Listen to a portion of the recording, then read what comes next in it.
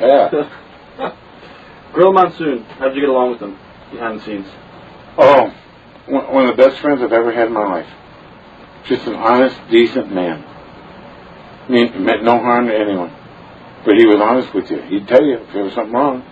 He'd tell you if you were the shit or weren't. But he was just a good man. Some of the skits you did on primetime were just hilarious. I mean, Never rehearsed anything. all ad lib. We would sit down. What are we going to do tonight? This is the Halloween show. Let's do this and that. That's how it went. And not that we were that good. We just were that good with each other. Right. And it really was fun. It was fun. That was the most thing about it. It was fun. It wasn't a job. I look forward to going to be with him. Yeah. Any of the skits stand out the most? I mean, you guys went to Vegas one time. I remember Halloween when we did, where Monsoon wore a gorilla mask the whole time and had a tux on and gorilla hands. At the end of the show, we noticed that a cameraman was about the same size as him. So I said, Gino, switch with the guy. So the cameraman came and sat down, put the mask on, put Gino's tux on, had the hands. And as we're wrapping up the show, Monsoon walks in with his bag and everything. He says, I'm sorry I'm late. Who have I been with for 2 hours? Right. But just stuff like that we used to do, and he was the best. I remember we went to the movie set, and I think it was the Western movie He set. blew up with the dynamite. Yeah. Oh yeah. That took us 2 days. In old Tucson. Yeah, it was great. He was mad because I was doing a Super Bowl. He wanted to watch the game. Right. He didn't want to be there doing that. Right.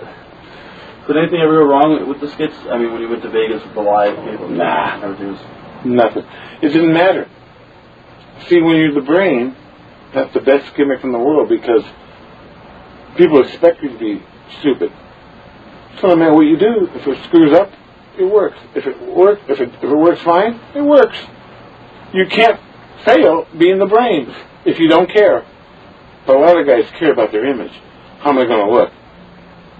Like Monsoon said, if you're in it for anything more than money, you're a fool.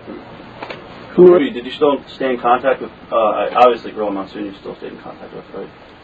Until he passed away, until the day he died, his wife called, his daughter called me the night before he died and said he was checking out the hospital, he wanted to come home. And then she called me in the morning and she said he was gone. I think he was there. Yeah, because we knew Carl. And Victor. And Victor is I took Victor flew and we drove him to the hospital and afterward. Yeah. In London. And Valerie called me that night and told me. And he was just a great guy. Never had a bad time with him. Funny story, the first time we ever went to his house to drop him off, we were sitting and I guess his wife was getting us iced tea or something. We're sitting there and Girl was doing the yard work and he's wearing this pink hat. And he just walked past the window and popped in with a weed whacker. We're just sitting there like, it's just the funniest thing. His bedroom was Oriental, with furniture and stuff. Right. He told me, he says, she should have married Fuji. Great. The last time, they threw me out of Raw. Right.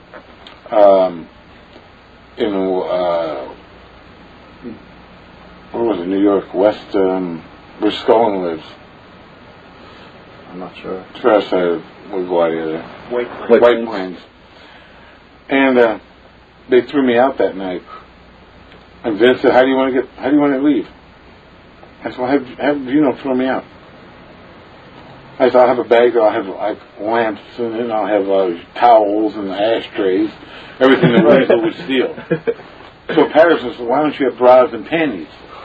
I said, well, Pat, when you and I packed for the road, I think we packed differently. Yeah. So Gino threw me out that night, and then we got in the car, we went back to LaGuardia to the hotel. We got in the elevator, we got off on the floor together, same floor. I said, well, this is it.